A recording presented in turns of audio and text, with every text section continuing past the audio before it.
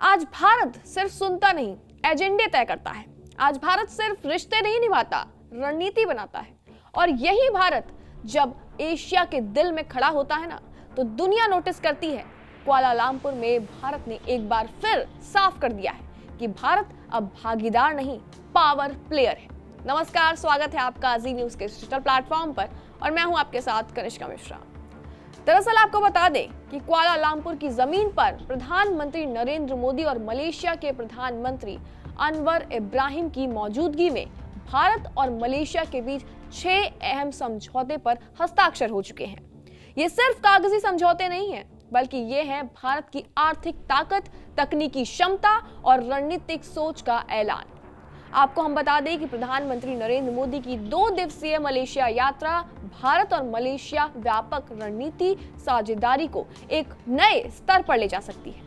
बातचीत में व्यापार और निवेश से लेकर सेमीकंडक्टर, रक्षा, समुद्री सुरक्षा, ऊर्जा, नवीकरणीय संसाधन, डिजिटल टेक्नोलॉजी और पर्यटन तक इन सभी मोर्चों पर सहयोग बढ़ाने पर सहमति बनी है। अब बात करते हैं उन समझौतों की कि आखिर ये भारत के लिए क्यों खास मानी जा रही है। तो दरअसल सबसे पहले आता है सुरक्षा सहयोग, संयुक्त राष्ट्र शांति मिशन, सेमीकंडक्टर विकास, स्वास्थ्य और चिकित्सा, आपदा प्रबंधन और भ्रष्टाचार के खिलाफ सहयोग। ये सभी मोर्चों पर लगातार बात चल रही है। इसके साथ ही आपको बता दें कि ऑडियो विजुअल को प्रोडक्शन और इसके अलावा व्यावसायिक शिक्षा, मलेशिया में काम कर रहे भारतीय श्रमिकों की सामाजिक सुरक्षा, यानी कि भारत अपने लोगों की सुरक्षा सीमाओं से बाहर निकलकर भी सुनिश्चित कर रहा है। लेकिन सबसे बड़ा सॉफ्ट पावर मूव था जब भारत के प्रधानमंत्री नरेंद्र मोदी ने यूनिवर्सिटी मालाया में तिरुवालुवर स्कॉलरशिप की घोषणा की।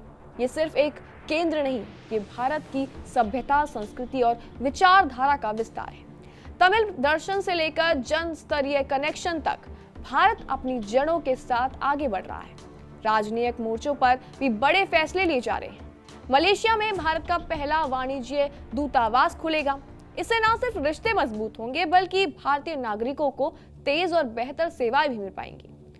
इसके अलावा आपको बता दें कि डिजिटल ताकत का अगला कदम होता है यूपीआई अब मलेशिया की ओर बढ़ रहा है।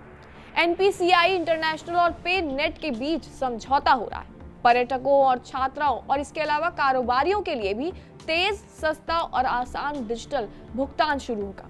आयुर्वेद और पारंपरिक चिकित्सा में भी भारत ने लीड ले ली है। यूनिवर्सिटी ऑफ साइबरजया और जामनगर के ITRA के बीच शोध और शिक्षा पर सहयोग बन रहा है। पर्यावरण के मोर्चों पर मलेशिया ने international big cat alliance join कर ली है, यानी भारत अब वैश्विक संरक्षण पहलों पर नेतृत्व कर रहा है। और कारोबार की दिशा तय करने के लिए भारत ने 10वां भारत मलेशिया CEO फोरम खोल लिया है। निवेश, व्यापार और आर्थिक विस्तार की रोड मैप रिपोर्ट सीधे दोनों देशों यानी दोनों प्रधानमंत्रियों के हाथ में है। तो साफ है कि यह यात्रा सिर्फ दोस्ती की नहीं थी, बल्कि ये था भारत का संदेश। भारत तैयार है, सक्षम है और एशिया की राजनीति और अर्थव्यवस्था में केंद्रीय भूमिका निभाने को बिल्कुल तैयार है।